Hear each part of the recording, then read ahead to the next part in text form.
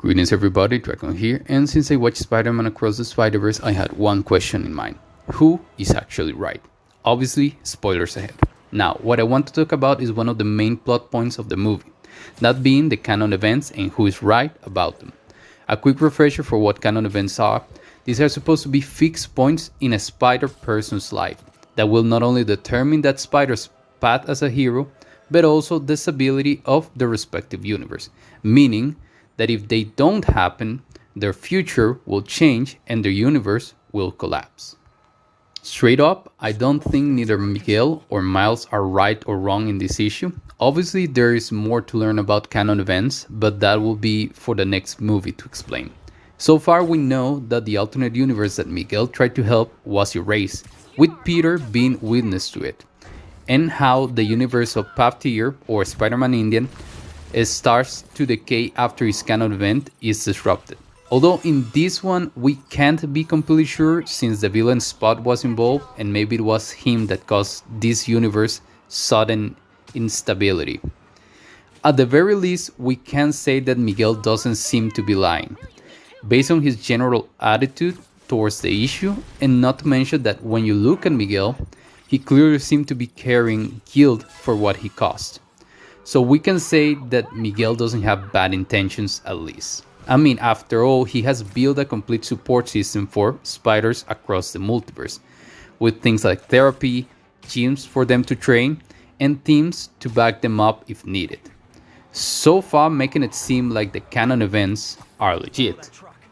On the other hand, there is also evidence for them at least not working how Miguel thinks they do, because based on what he has said, Miles' universe shouldn't exist, same as Universe 42, the one that the spider that beat Miles is originally from, and as we find out at the end of the movie, Gwen's universe also shouldn't exist. But all this can be argued against since we don't know how long it takes for a universe to collapse, or if Miles' powers are affecting him negatively, since they come from another universe. Because even if they were, the fact that all spiders have a low-level healing factor could also hide such effects. And not to mention that it doesn't matter that Gwen's dad is no longer captain, because a new captain can still be killed in his place, this way maintaining the canon. All of this is assuming that all canon events are the same and there are no differences depending on the universe. For example, in comics there is a version of Peter that becomes the Spider Punisher, and if I'm not remembering correctly, this version does manages to save Gwen and her father. This version also kills his villains, and at the end of the story he retires from being the Spider Punisher.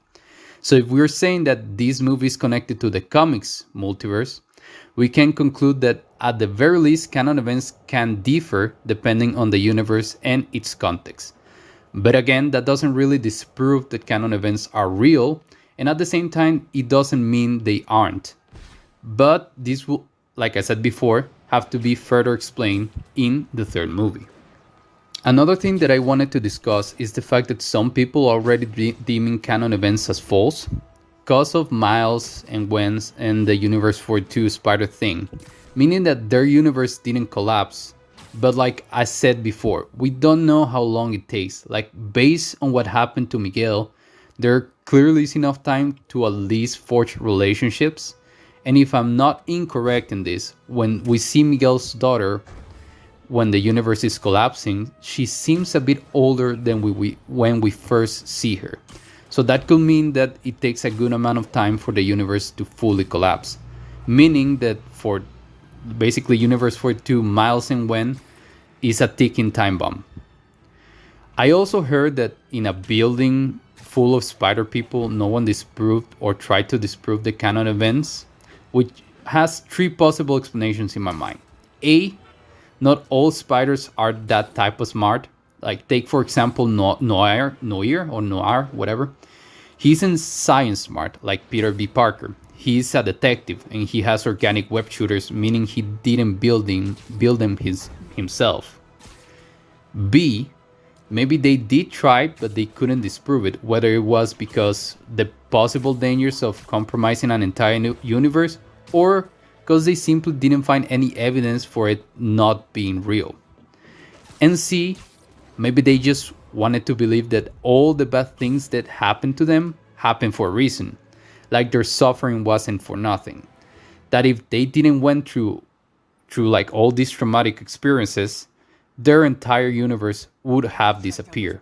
So maybe they simply just left it alone as a way to comfort themselves of all this trauma they have experienced.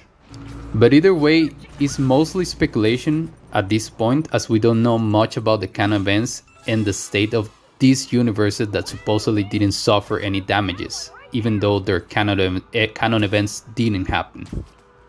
In conclusion, who is right and who is wrong? Both and neither. Miles is taking a big risk by potentially endangering his entire universe solely to save one person, but there is some evidence that supports the idea that canon events are not real. On the other hand, Miguel is being cautious based on his personal experience that seem to confirm canon events, but there is also evidence disproving this. So like I said, both are right and both are wrong. We will have to wait and see for the next movie, see if either is right or both are wrong. And that's about it. Thanks for watching, hope you enjoyed this video. Let me see your thoughts in the comments, and I hope to see you next time. Goodbye.